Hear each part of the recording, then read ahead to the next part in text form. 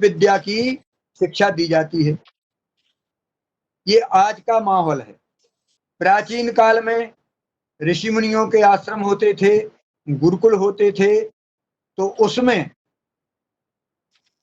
आचार्यों का प्रधान कर्तव्य था कि वो आत्मा को श्रेष्ठ मान करके और शरीर को और शरीर से संबंधित इंद्रियां जो है इनको श्रेष्ठ ना मान करके आत्मा के कल्याण की बात को अपने शिष्य के हृदय में पहले स्फुरित करते थे। संसार के विषयों को कैसे इकट्ठा किया जाए, उनकी शिक्षा के साथ साथ आत्म कल्याण कैसे हो, हम विषयों को भी भोगते रहें और आत्म कल्याण भी हो जाए, ये शिक्षा पहले गुरुकुल में दी जाती थी। वो शिक्षा आजकल के स्कूलों में सब बंद हो गई।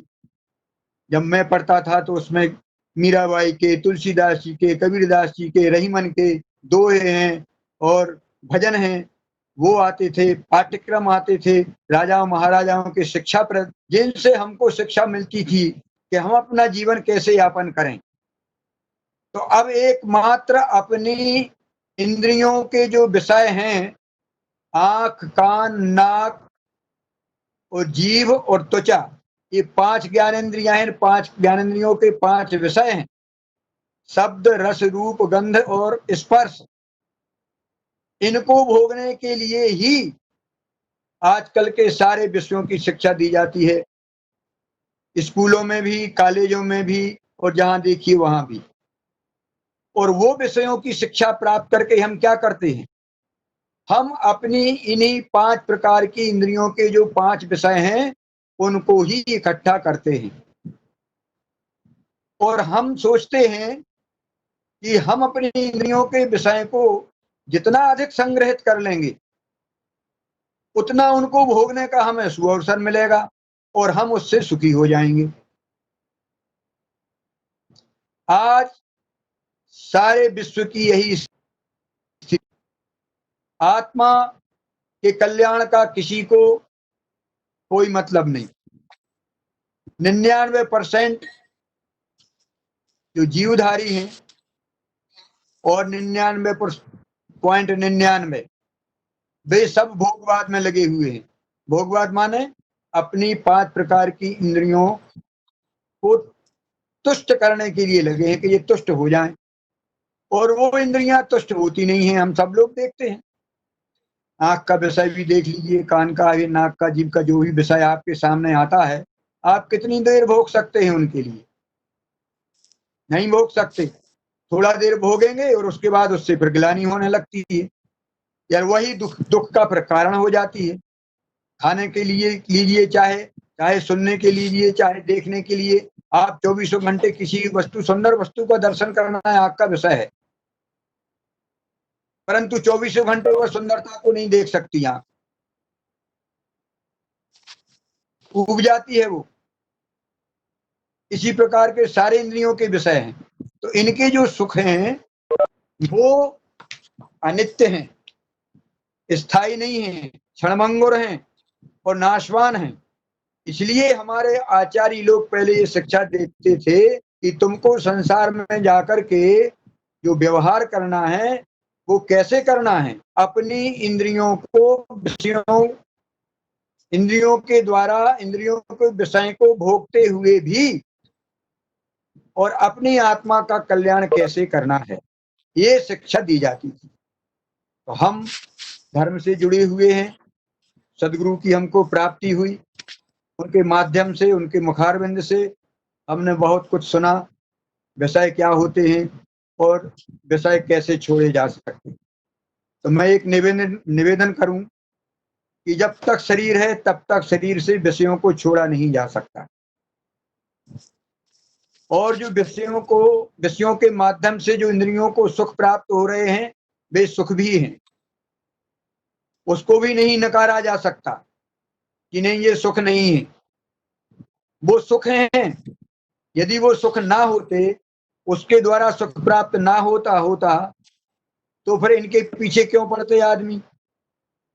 इसलिए इंद्रियों के जो विषय हैं उनसे जो सुख इंद्रियों को प्राप्त होता है वो भी एक सुख है। और वो इंद्रियां ही उन्हीं विषयों से जो सुख प्राप्त होता है उसको वो इंद्रियां निरंतर चाहती हैं कि ये सुख हमको निरंतर मिलता रहे, ये कभी घटे नहीं, कभी नाश ना हो इसका, ये सुख नष्ट ना हो। परंतु इंद्रियों के जो विषय हैं, सांसारिक जो विषय हैं, वे नाशवान हैं।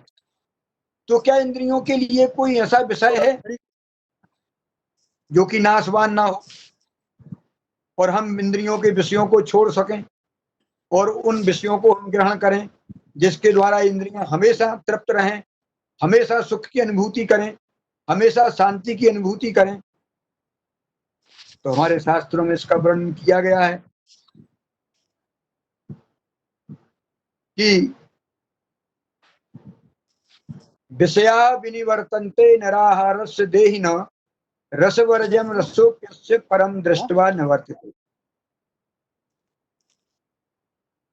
ज्ञानी लोग इंद्रियों के विषयों को इंद्रियों से हटा करके उसमें सफल तो हो जाते हैं, परंतु उनकी विषयों की वासना उनके हृदय से नहीं होती, दूर नहीं होती।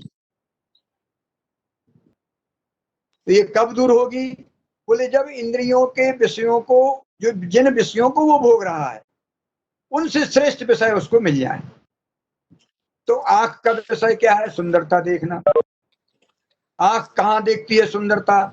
सारी दुनिया में सुंदरता है आंख के लिए, लेकिन आंख के लिए सबसे सुंदरता का आकर्षण का केंद्र है स्त्री का दर्शन। मनुष्य के लिए स्त्री का, और स्त्री का पुरुष का। स्त्री पुरुष का दर्शन करती है और पुरुष स्त्री का दर्शन करता है। तो जब संसार में है तो क्या दर्शन बंद हो जाएगा? क्या स्त्री पुरुष का दर्शन और पुरुष स्त्री का दर्शन नहीं करेगा? करेगा, दर्शन करेगा। लेकिन हमें जो शिक्षा प्राप्त हुई है संसार की, उस शिक्षा के माध्यम से हमारा दर्शन जो है वो दर्शन ठीक नहीं होता है। दर्शन दो प्रकार का होता है। एक होता है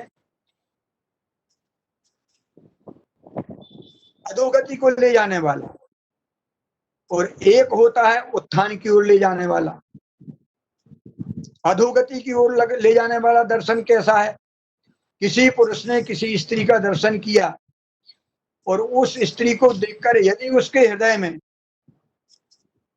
उसको भोगने की कामना जागृत होती है तो ये इसका दर्शन जो है ये गलत है। जब दर्शन गलत होगा तो मन में विचार गलत आएंगे, और जब विचार मन में गलत आएंगे तो व्यवहार गलत हो जाएगा, और जब व्यवहार गलत हो जाएगा तो पतन हो जाएगा, दुख प्राप्त होगा। इसलिए प्रत्येक इंद्रिय को जो विषय मिल रहा है उसके दो ही कारण हैं। एक तो वह अच्छा सोच सकता है उसके विषय में, और दूसरी सोच या दूसरा विचार उसका गलत है। श्री गीता जी में भी कहते हैं कि जो विषय हैं अनादिकाल से हम भोगते आ रहे हैं ना, इसलिए हम समझ नहीं पाते हैं कि यथार्थ में इन विषयों को हम कैसे छोड़ें, क्योंकि आदत बन गई, व्यसन लग गया, विषयों को भोगने का व्यसन लग गया। अब ये व्यसन कैसे छूटे? तब उसको व्यसन को बदलना पड़ेगा। गीता जी में कहते हैं भगवान कृष्ण अर्जुन के माध्यम से हम सभी को दर्शन करा रहे हैं। वो कहते हैं कि जीव का पतन कैसे होता है। बोले ध्यायतो विषयान पुंसः संगस्तेषुपजायते संगात संजायते कामः कामात् क्रोधो भी जायते क्रोधात् भवति सम्मोह सम्मोहात् स्मृति विभ्रमः और स्मृति भ्रंशात् बुद्धिनाशो और बुद्धिनाशात् प्रणश्यति। हमने अनादिकाल से माया के संसर्ग में रह करके विषयों को भोगा, इसलिए उन विषयों को भोगने की हमको आदत पड़ गई। अब हमारे सामने, इंद्रियों के सामने विषय नहीं भी है, परंतु उन विषयों की वासना हमारे हृदय में भरी है। और विषयों को भोगने वाला सबसे दुष्ट इंद्रिय जो है वो है मन, क्योंकि मन ही विषयों का चिंतन करता है। ध्याय तो विषयान पुंसः, मनुष्य जब विषयों का ध्यान करता है तो ध्यान कौन करता है? आंख ध्यान करती है क्या? कान ध्यान करता है? जिह्वा ध्यान करती है? कान है? नाक ध्यान करती है क्या? त्वचा ध्यान करती है? नहीं, ये ध्यान कोई भी 5 ज्ञान इंद्रियां ये ध्यान नहीं करती। ये बहुत समझने की बात है। विषयों का चिंतन मन करता है।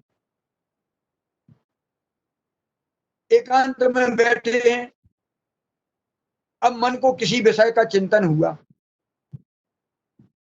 कि इस विषय को भोगा जाए, तो वह फिर वो मन उस विषय को प्राप्त करने की चेष्टा करता है। तो मन किसको कहता है? मन कहता है कर्मेंद्रियों के लिए कि इस विषय को प्राप्त करो। तो कर्मेंद्रियां, पांव कर्मेंद्रिय है, हाथ कर्मेंद्रिय है, जिह्वा कर्मेंद्रिय है। तो पांव जाते हैं उस विषय को प्राप्त करने के लिए, चल के जाते हैं, फिर हाथ के द्वारा उन विषयों को संग्रह किया जाता है। हम यही तो कर रहे हैं संसार। और मान लीजिए कि यदि आपको उस विषय संग्रह करने में जो मन ने जो विचार किया है, ध्यान किया है, वो प्राप्त नहीं हुआ, संग प्राप्त नहीं हुआ उसका, तो क्या होगा फिर?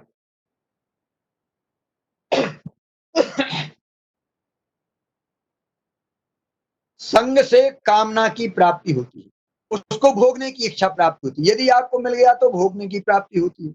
और उसमें यदि व्यवधान हुआ भोगने में, अब हमारे सामने कोई समस्या आ गई, कोई व्यवधान है, या तो हम कमजोर हैं या हमारे साथ कोई आगे बलवान है, उसके सामने हम वो विषय भोग नहीं सकते, तो हमको क्रोध आएगा। अब क्रोध का प्रदर्शन भी नहीं कर सकते हम, क्योंकि हमें भी अंदर में बहुत सारी समस्याएं हैं। डरते हैं हम, समाज से डरते हैं, धर्म से डरते हैं, दूसरों से डरते हैं, कितने लोगों से डरते हैं उस डर के कारण भी। तो फिर क्या होता है, जब क्रोध आता है उसको, तो क्रोध के द्वारा उसकी जो मति है वो भ्रष्ट हो जाती है, सम्मोह हो जाता है। क्रोधादति भवत सम्मोह। सम्मोह किसे कहते हैं? क्या करना चाहिए, क्या नहीं करना चाहिए, इस विषय में वो भ्रमित हो जाता है उस समय। अब हम क्या करें, क्या ना करें, इस विषय में वो भ्रमित हो जाता है। और भ्रमित हो जाने से उसको स्मृति भ्रंश हो जाती है, यानी अच्छे और बुरे का निर्णय करना उसकी बुद्धि नहीं कर पाती। बुद्धि जो है वो निर्णय नहीं कर पाती, बुद्धि का पतन हो जाता है, नाश हो जाता है, सोचने विचारने की शक्ति नहीं रहती। और जिसकी बुद्धि सोचने विचारने की शक्ति खो देती है तो उसका पतन निश्चित है। फिर जिसको ये विचार नहीं है क्या अच्छा है और क्या बुरा है, मन क्या है? मन तो सिर्फ विषय का चिंतन करता है, भोगने की इच्छा करता है, पर उसको भोगने में उसका कल्याण है कि कल्याण है, इसको कौन बताएगा? इसका निर्णय कौन करेगा? इसका निर्णय करती है बुद्धि।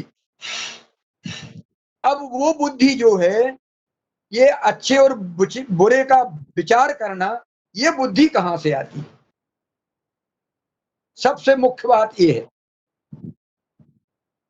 यदि वो बुद्धि हमारे पास नहीं है अच्छे और बुरे का निर्णय करने की, तो निश्चित है कि मन को तो अपनी इंद्रियों के विषय ही प्रिय हैं, और इंद्रियों के माध्यम से मन विषयों को भोग करके ही सुखी होता है, इसलिए वह इंद्रियों को भोगेगा, गलत रास्ते में चला जाएगा।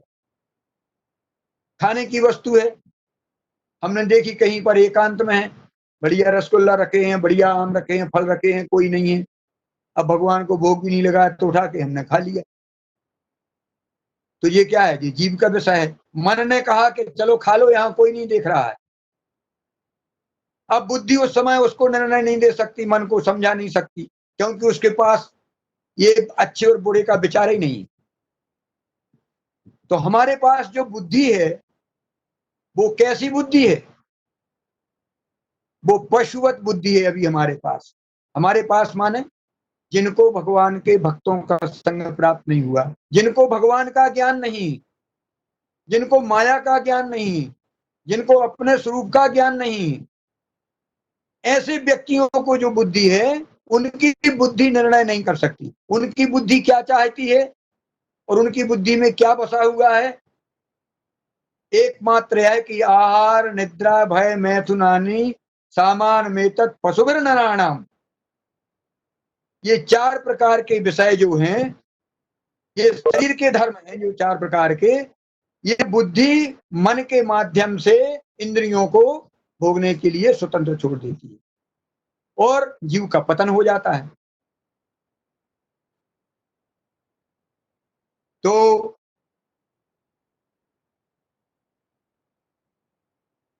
कहते हैं कि ये बुद्धि कहां से प्राप्त होती है, मुख्य विषय ये है। तो जब भगवान की कृपा होती है तो किसी जीव के लिए भगवान के भक्त का संग प्राप्त हो जाता है। संग प्राप्त होने से वह सदगुरु की शरण में जाता है और सदगुरु के द्वारा उसको विवेक प्राप्त होता है। भागवत जी में ये कहा गया है, गीता जी के माध्यम से अपन पहले समझते हैं। गीता जी में भगवान अर्जुन को माध्यम बना करके हम सबको दिखा रहे हैं, समझा रहे हैं, निर्देश कर रहे हैं कि कहते हैं अर्जुन से कि हे अर्जुन, मैं उस बुद्धि की बात कह रहा हूं जो बुद्धि तुमको मुझे प्राप्त करने की प्राप्त होगी। वो बुद्धि क्या है और वो कैसे प्राप्त होती? बोले जब हमारा किसी जीव का संग गुरु के माध्यम से भगवान भजन करने की ओर लगता है, तब उसकी जो जीवन शैली होती है वो क्या होती है?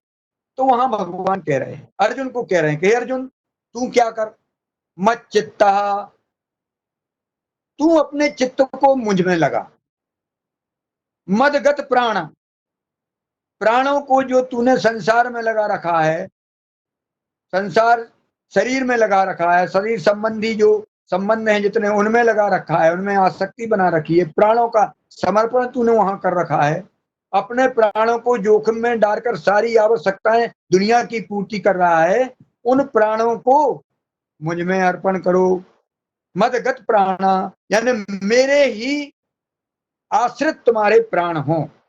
यदि तुम्हारे जीवन में मेरी स्मृति नहीं रहती है, विस्मृति हो जाती है, तो तुम तड़फो, ऐसे तड़फो जैसे मछली को पानी से निकाला जाता है, वो तड़पती है। ये हृदय में जब तुम्हारे तड़प आएगी, प्राण तुम्हारे जब मेरे आश्रित हो जाएंगे, तो ऐसा तुमको तुम करो। मत चित्ता मदगत प्राण और बोधयंत परस्परम, और मेरे बारे में ही एक दूसरे से आप चर्चा कीजिए, मेरे गुणानुवाद गाइए, मेरी लीलाओं का स्मरण कीजिए, एक दूसरे से कीजिए। और कथयंतश्च माम नित्यम तुष्यंती च और रमंती च, मेरे बारे में ही एक दूसरे से वार्ता कीजिए, उसी में रमण कीजिए और उसी में ही संतुष्ट रहिए। ऐसा जो करता है, भगवान कह रहे हैं आगे, तेसाम सतत युक्ता नाम भजताम प्रीतिपूर्वकम, ऐसे जो सतत निरंतर लगे हुए हैं 24 घंटे और प्रीति सहित मेरा भजन करते हैं। अब भजन क्या होता है इस विषय में अपन बाद में जब कभी अवकाश मिलेगा, समय मिलेगा तो चर्चा करेंगे।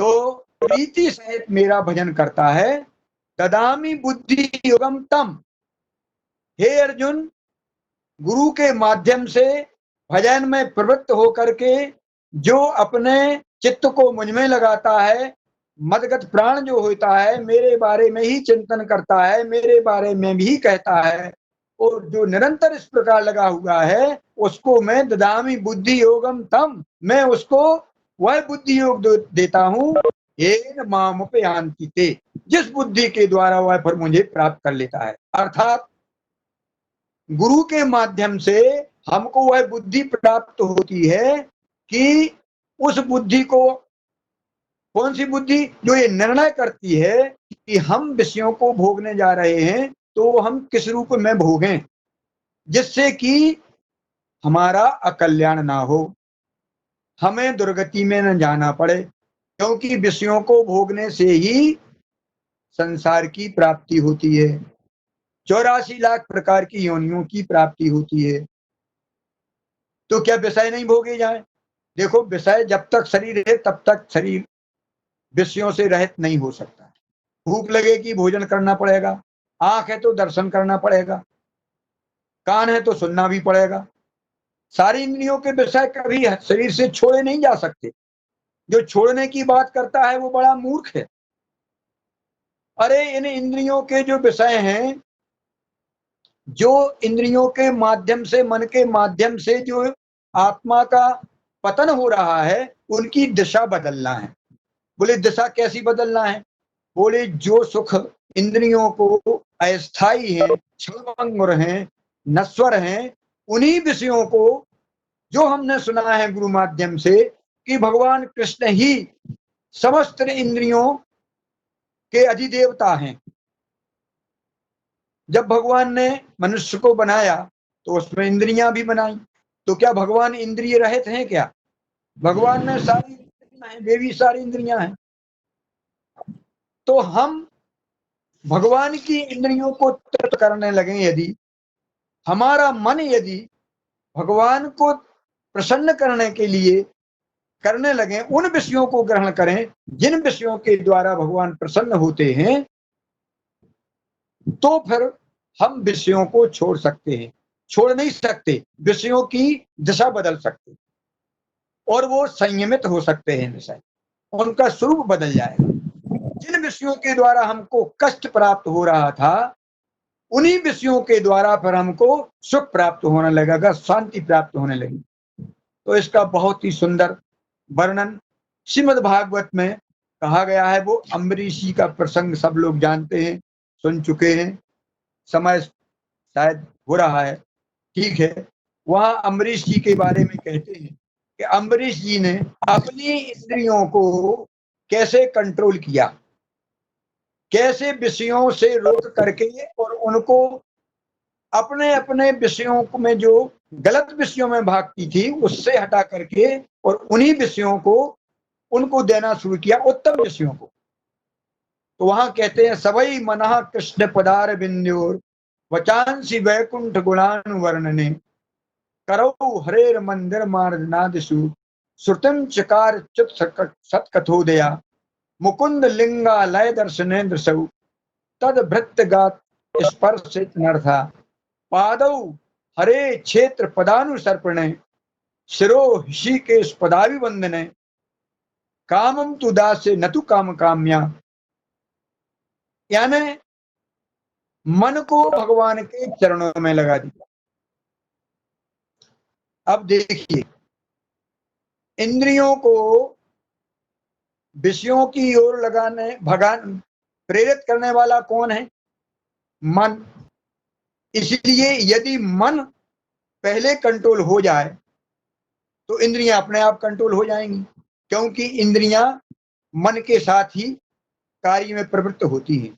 यदि किसी इंद्रिय के साथ मन नहीं है तो वह इंद्रिय उस विषय के लिए ना तो अनुभव कर सकती है और ना भोग सकती। तो सबसे पहले मन को भगवान के चरणों में लगाइए। मन जो विषयों का चिंतन करता है, वह मन अब भगवान के चरणों का चिंतन करे। और हाथों को भगवान की सेवा में लगाइए, कानों को भगवान की गुणानुवाद सुनने में लगाइए, कथा सुनने में लगाइए, जिह्वा को भगवान के गुणानुवाद गाने में लगाइए, जिह्वा को भगवान के प्रसाद, भगवान को जो नैवेद्य लगा है उसको प्रसाद पाने में लगाइए। आंखों के द्वारा भगवान के विग्रह का दर्शन कीजिए, संत महात्माओं का दर्शन कीजिए, भक्तों का दर्शन कीजिए। त्वचा के द्वारा भगवान के भक्तों के चरणों में अभिवादन कीजिए, चरण स्पर्श कीजिए, भगवान के भक्तों को हृदय लगाइए। ये 5 प्रकार के विषय यदि हम भगवान और भगवान के भक्तों से संबंधित कर लेते हैं तो हमारी इंद्रियों को विषय भी प्राप्त हो जाते हैं और उन इंद्रियों के विषय प्राप्त होने से उनका पतन भी नहीं होता। और आत्मा का पतन जो इंद्रियों के माध्यम से, मन के माध्यम से जो विषयों के भोगने में जाता है, विषयों के भोगने से जो अनंत प्रकार के पाप होते हैं, उन पाप और पुण्य भी होते हैं, उन पाप और पुण्य दोनों के द्वारा जो फल का निर्माण होता है, उन फल को भोगने के लिए जो 84 लाख प्रकार की योनियां बनाई गई हैं, उनको मजबूरन आपको भोगना पड़ता है।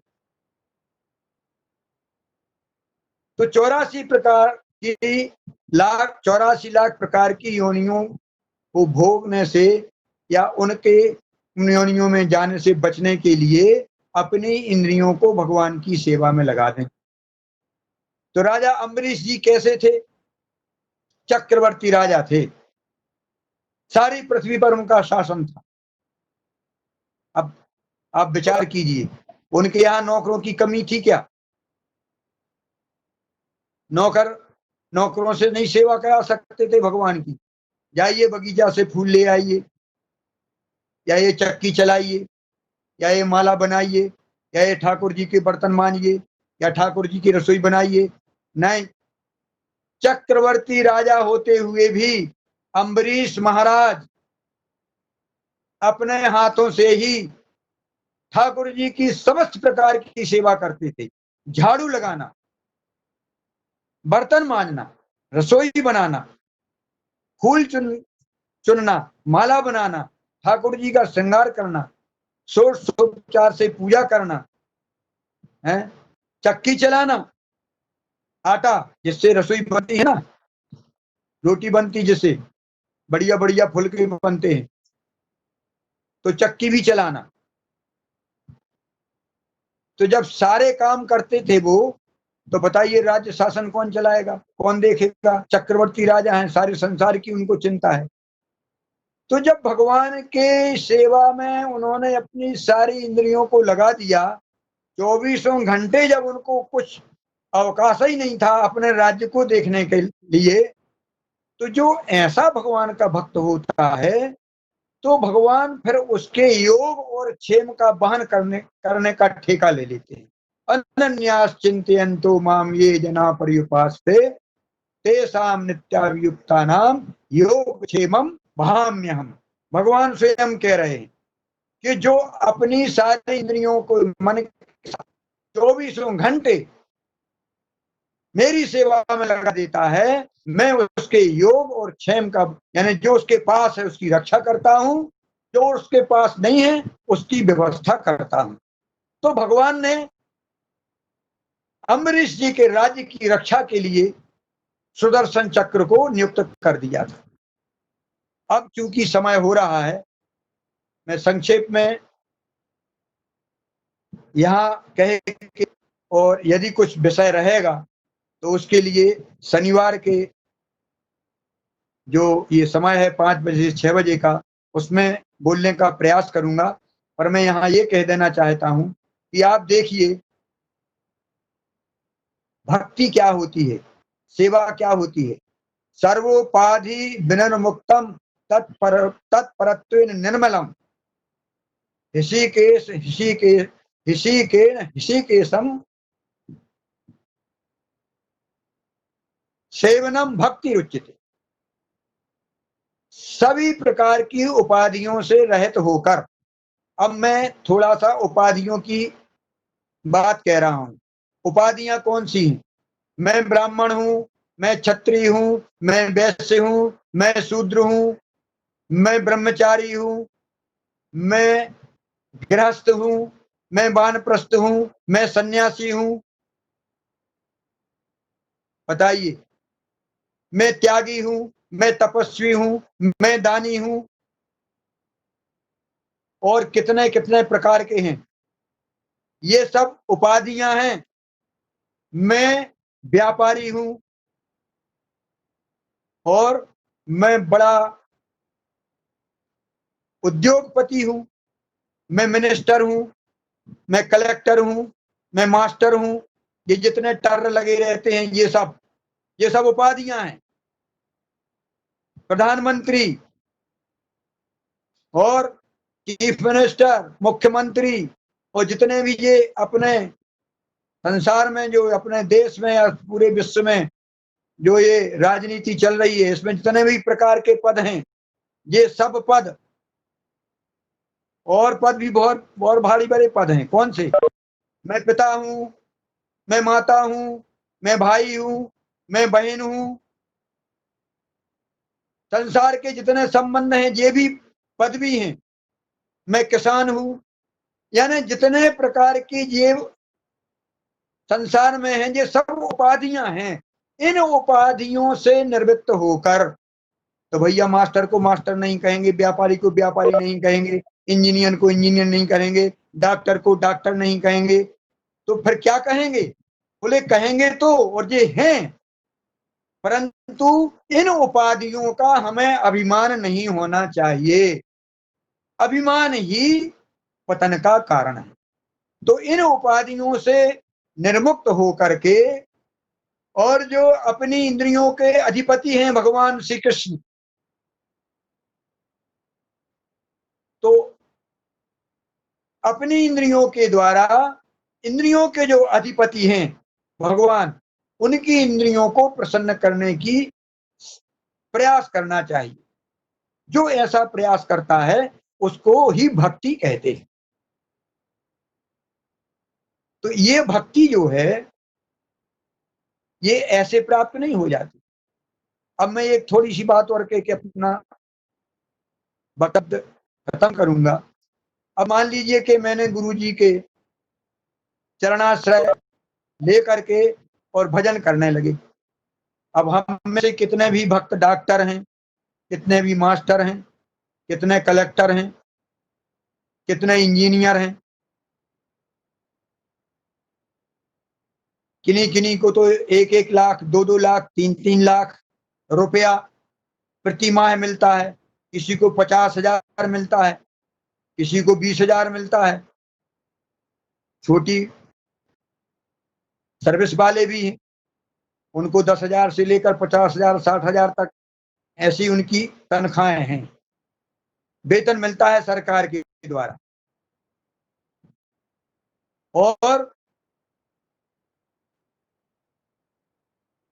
हमने गुरुमुख से भगवत भजन की बात सुन करके अपने जीवन को भगवत भजनमय बनाने का प्रण लिया, और ये कहा कि हम भगवान का भजन करेंगे। तो अब कितने लोग हैं हम में से जो अपने घर का सारा काम करते हैं, झाड़ू लगाते हैं, बर्तन मांजते हैं, रसोई बनाते हैं, कपड़े धोते हैं, जिनको 1 लाख प्रति माह सैलरी मिलती है, उनके घर में बर्तन मांजने वाली अलग लगी है, झाड़ू लगाने वाली अलग लगी है, कपड़े धोने वाली अलग लगी है, रसोई बनाने वाली अलग लगी है। घर के जितने काम हैं वो नौकरों से करा रहे हैं, और हम भगवान की सेवा कर रहे हैं। हम कहते हैं हम भक्त हैं, हम कहते हैं कि हमारे विषय छूट जाएं, हम सोचते हैं कि हम भगवान इन विषयों से कैसे दूर हों। तो हम कैसे दूर होंगे? अरे हमारी इंद्रियों को तो हमने भगवान की सेवा में लगाया ही नहीं है। जिन इंद्रियों के द्वारा हमें भगवान की सेवा करना है, उन सेवाओं के भार तो हमने अपने नौकरों पर छोड़ दिया। तो भक्ति में उन्नति होगी क्या? सोचिए हमारी क्या स्थिति है। हम चाहते क्या हैं और कर क्या रहे हैं। हम हीरा को तो हम प्राप्त करना चाहते हैं, और हम प्रयास कोड़ी को प्राप्त करने का कर रहे हैं कि हमारा प्रयास कितना है कि जिससे हमको कोड़ी प्राप्त होगी, और इच्छा क्या है कि नहीं हम तो भाई हीरा प्राप्त करेंगे। तो बताइए, कौड़ी को प्राप्त करने का प्रयास क्या हीरा को प्राप्त कर सकता है? नहीं कर सकता।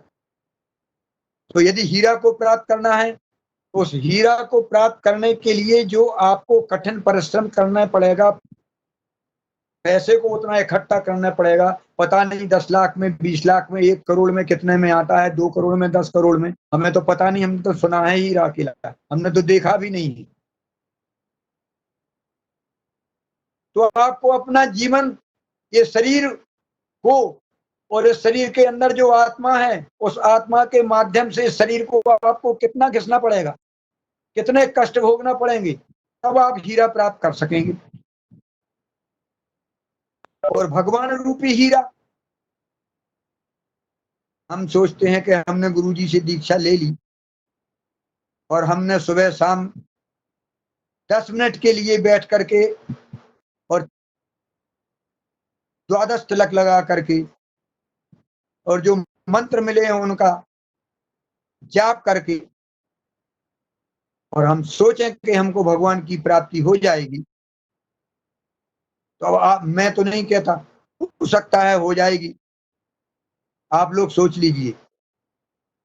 मुझे तो लगता है कि भगवान को प्राप्त करने के लिए जो भगवान ने निर्देश दिए हैं, उन निर्देशों का यदि पालन नहीं होगा तो भगवान कैसे प्राप्त होंगे? कितना कठिन है भगवान को प्राप्त करना और कितना सरल है भगवान को प्राप्त करना। भगवान स्वयं कह रहे, मैं भक्ति से प्राप्त होता हूं, सरल सुगम मार्ग यह भाई, भगत मोरी पुराण श्रुति गाई, भक्ति स्वतंत्र सकल सुख खानी, ओ बिनु बिनु सत्संग न पावहि प्राणी। सत्संग के माध्यम से, अब सत्संग तो हमें मिल गया, गुरुजी हमें मिल गए, मंत्र हमें मिल गया, परंतु अब हमारी जो क्रिया है वह क्रिया शून्य है। या मान लीजिए कि 100% में से 1% है, 2% है, किसी की 10% है, तो हमको भगवान की भक्ति में जितनी परसेंट हमारा लगाव है भगवान से, उतने परसेंट हमको अनुभूति होगी सुख की, और बाद में फिर दुख की अनुभूति होगी। क्यों? क्योंकि हम लगे तो उन्हीं विषयों को संग्रह करने में, भोग तो हम उन्हीं विषयों को रहे हैं जिन विषयों को मन चाहता है। आत्मा जिससे प्रसन्न होती है वो विषय तो हम ग्रहण कर रहे हैं तो बहुत ही संक्षिप्त रूप में। इसलिए हमारा प्रयास होना चाहिए कि हम निरंतर भगवत सेवा में रहें। तो कैसे रहेंगे?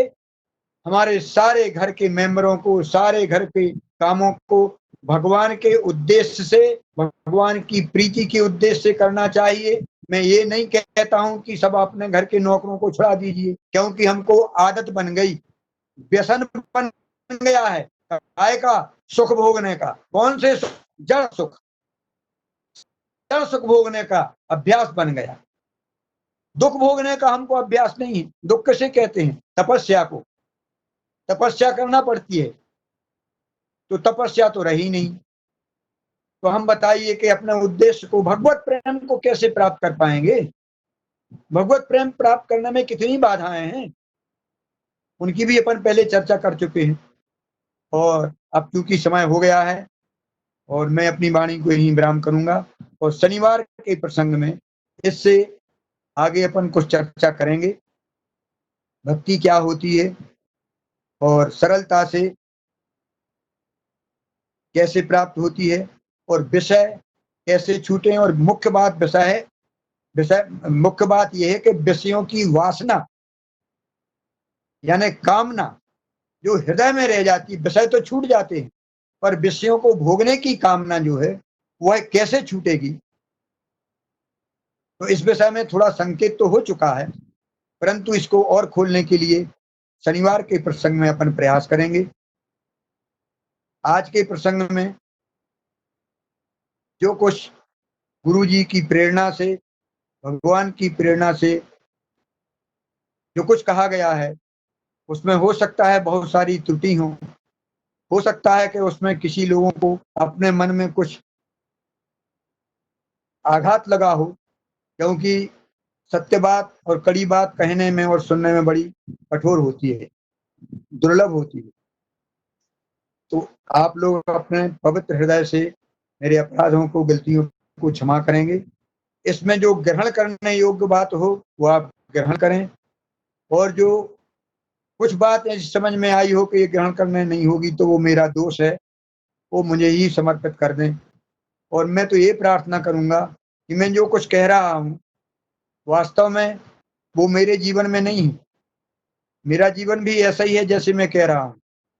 तो प्रार्थना ये है गुरुदेव के चरणों में, भगवान के चरणों में, आप सभी भक्तों के चरणों में, कि मेरी ये ज्ञानेन्द्रियां, कर्मेंद्रियां और इनके साथ जो मन है, ये संसार के विषयों को भोगते हुए भी भगवान के चरणों में लगी रहे, अर्थात इन विषयों को भोगने में भोग बुद्धि ना हो करके भगवान का कृपा आशीर्वाद या उनकी कृपा से हमको ये प्राप्त हो रहा है, उनका प्रसाद रूप में ग्रहण करने की जो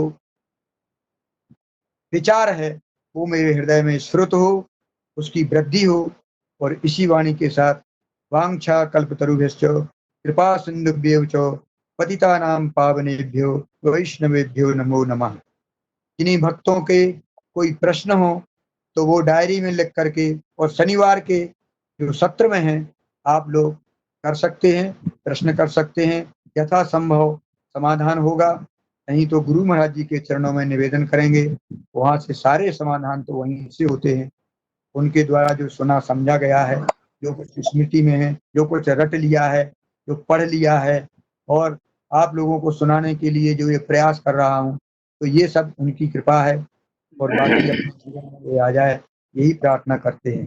वांग जय जय श्री राधे श्याम। प्रणाम।